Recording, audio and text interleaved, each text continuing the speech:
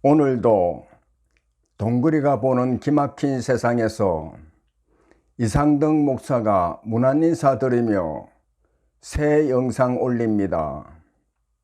언제나 건강하시고 즐겁고 행복한 시간 보내세요. 안녕하십니까? 오늘은 우리를 구원하기 위해 십자가에 달린 주님을 생각하며 거기 너 있었는가? 주가 달린 그곳에라는 제목으로 함께 생각해 보겠습니다. 물고기 중에 가시공이라는 이름을 가진 고기가 있습니다. 사람이나 동물이나 부성애보다 모성애가 강한 경우가 대부분인데 가시고기는 부성애가 모성애보다 훨씬 강합니다. 가시고기는 바다에서 살다가 해마다 이른 봄이 되면 산란을 위해 동해안의 하천으로 올라옵니다.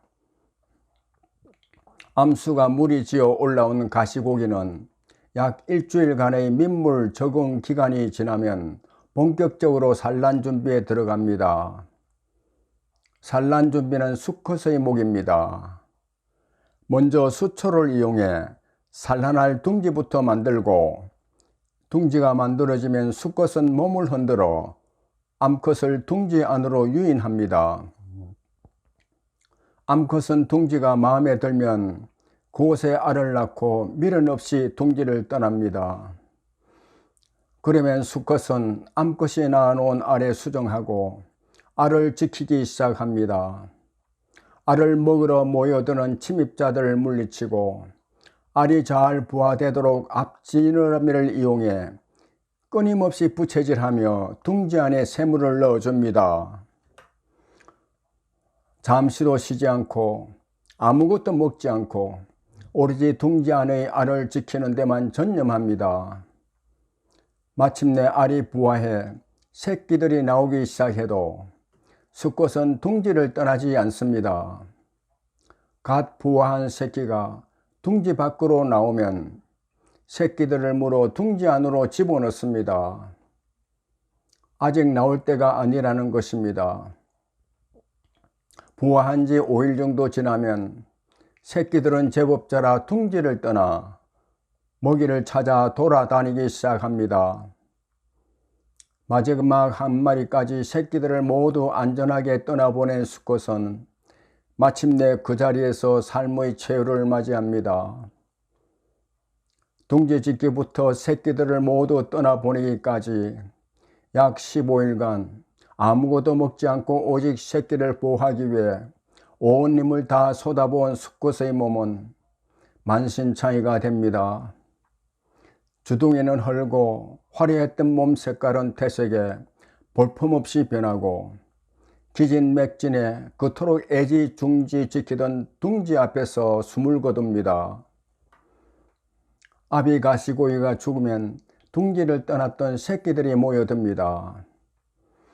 새끼들이 모여드는 것은 새끼를 위해 희생한 아비의 죽음을 슬퍼하기 위해 오는 것이 아니라 아비 가시고기의 살을 퍼기 위하여 오는 것입니다.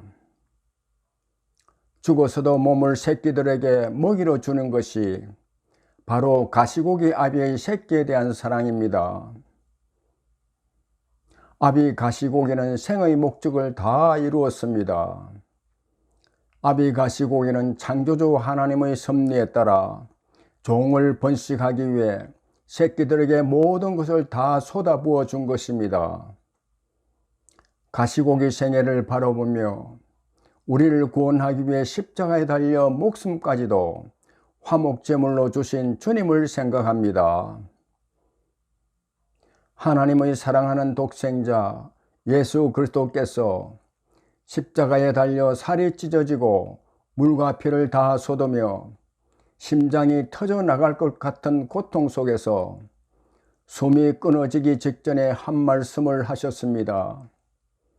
요한복음 19장 30절 말씀에 다 이루었다고 했습니다. 무엇을 다 이룬 것일까요? 다 이루었다는 말씀은 어떤 목적을 가지고 사람의 몸으로 세상에 와서 이루고자 하시는 일을 하나도 빠짐없이 완전하게 이루었다는 말씀이 아닌가요? 하나님 아들이 무슨 목적으로 세상에 와서 다 이루었을까요? 태초에 여호와 하나님이 천지 만물을 창조하신 마지막 날 하나님의 형상대로 사람을 창조하시고 보시기에 심히 좋았다고 했습니다. 그래서 사람을 사랑하시고 특별히 에덴 동산을 만들어 하나님과 교제하며 행복하게 살도록 은혜를 베풀었습니다. 그러나 사람으로 인해 죄가 들어왔습니다. 에덴 동산에 죄가 들어와 하나님 말씀에 순종하며 살아야 할 사람의 거룩한 심령을 파괴하고 탐욕이 자리 잡도록 했습니다. 죄가 탐욕을 낳고 탐욕이 죄를 낳았습니다. 죄로 인해 하나님께서 이루고자 하신 거룩한 하나님 나라가 완전히 파괴됐습니다. 사탄이 웃었습니다. 하나님이 보시기에 좋았다고 한 창조 세계를 무너뜨리고 기뻐했습니다. 사탄은 이제 죄로 인해 무너진 창조 세계를 다시 회복시킬 수 있는 길이 없다는 결론을 내리고 승리의 노래를 불렀습니다. 왜냐하면 죄인이 죄를 용서받으려면 죄 없는 사람이 대속제물이 되어야 하지만 죄 없는 사람이 없기 때문입니다. 하나님은 천지 만물을 만드시고 보시고 그렇게 좋아했지만 죄로 오염되다 저주했습니다. 땅이 가시덤불과 엉겅퀴를 토해내고 사람을 평안히 살지 못하도록 괴롭혔습니다. 사람이 살기 위해서는 가시덤불과 엉겅퀴를 걷어내고 땅을 갈아엎고 잡초를 뽑아주고 곡식을 심어야 열매를 거둘 수 있게 된 것입니다. 땀을 흘리며 열심히 일해도 먹고 살기 힘든 삶을 살아야 합니다. 가시덤불과 엉겅퀴는 사람이 가꾸지 않아도 잘 자랍니다. 없애려고 뿌리를 뽑아내고 땅을 갈아엎어도 땅이 다시 토해냅니다. 사람의 죄로 인해 땅이 토해내고 있기 때문에 감당하기가 어렵습니다. 선을 행하는 것은 어렵고 하라고 권장해도 하지 않지만 죄는 짓기가 쉽고 아무리 짓지 말라고 말려도 짓게 됩니다.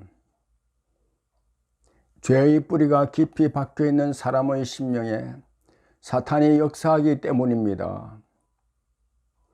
죄로 인해 사람은 스스로 고난을 자초하고 두려움과 불안에 떨며 영원한 멸망의 길로 가게 된 것입니다. 이 모습을 보고 계신 하나님 아버지, 마음이 아팠습니다. 사람이 죄를 짓고 거룩한 심령이 파괴됐지만 하나님은 여전히 사랑하십니다.